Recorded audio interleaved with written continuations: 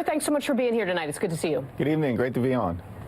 So let's start with these negotiations ongoing with staff over the weekend. It doesn't seem as though much progress has been made. At this point, what is the solution to reopening government for all of these people who are at risk of losing another paycheck?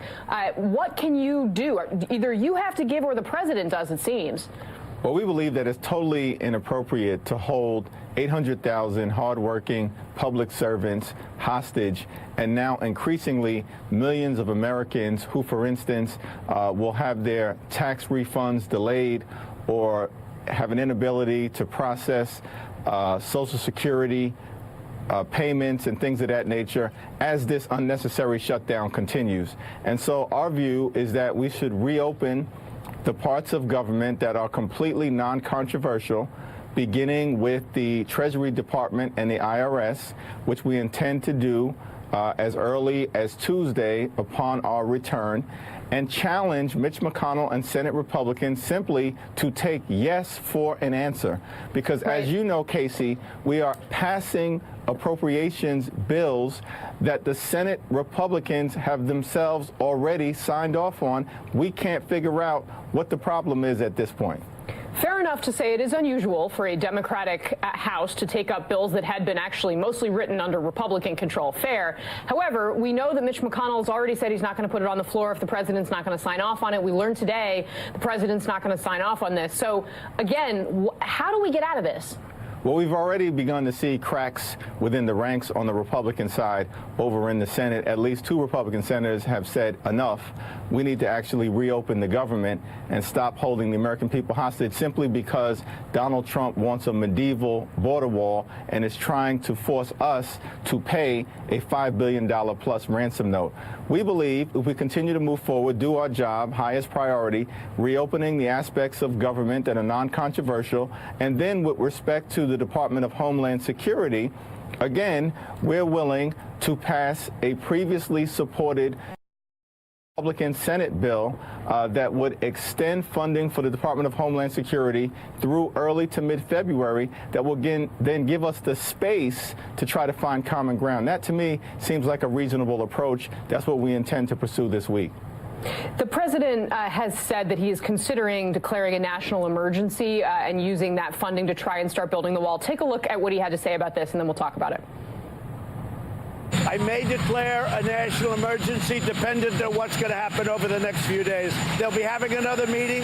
I don't expect to have anything happen at that meeting. Does the president have the authority to do this? He absolutely does not have the authority to do it. He probably knows he does not have the authority to do it.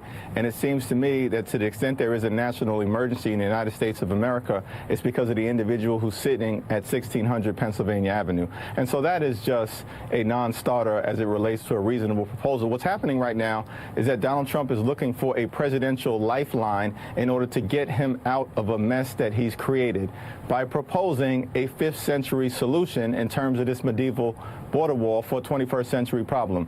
Yes, we have a border security issue that we need to work through. That's why Democrats are prepared to provide additional funding for enhanced security on the border as long as it's done in a fair and humane fashion. That does not involve a wall.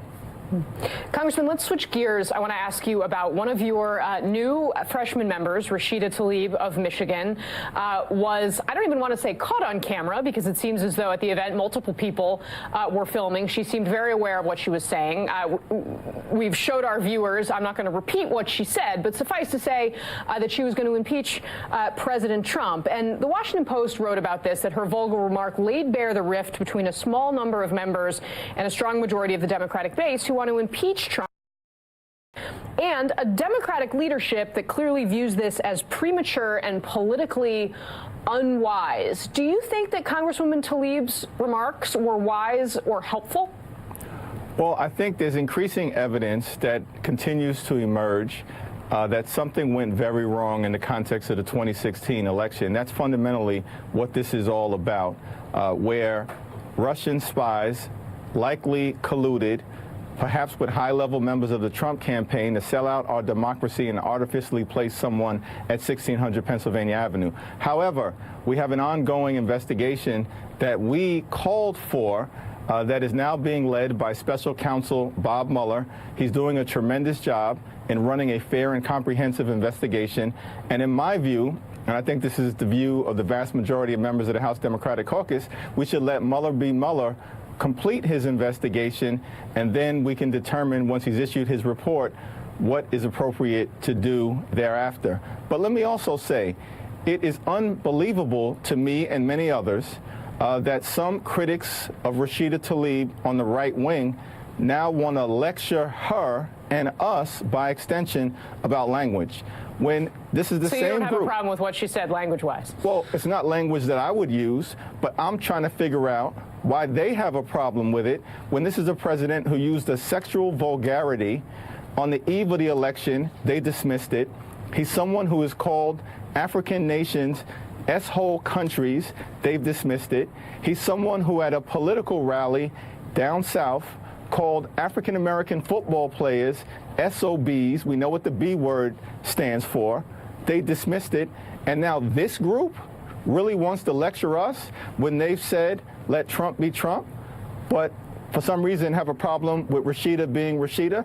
That, to me, is hypocrisy. And so we're not going to be lectured to by her critics on the right. Seems inevitable we are going to descend into a set of words we didn't normally used to think were acceptable. Congressman, finally, do you think that impeachment hearings are an inevitability? I don't believe that they are an inevitability because, again, I think the reasonable approach that we should take is to allow the investigation to run its course.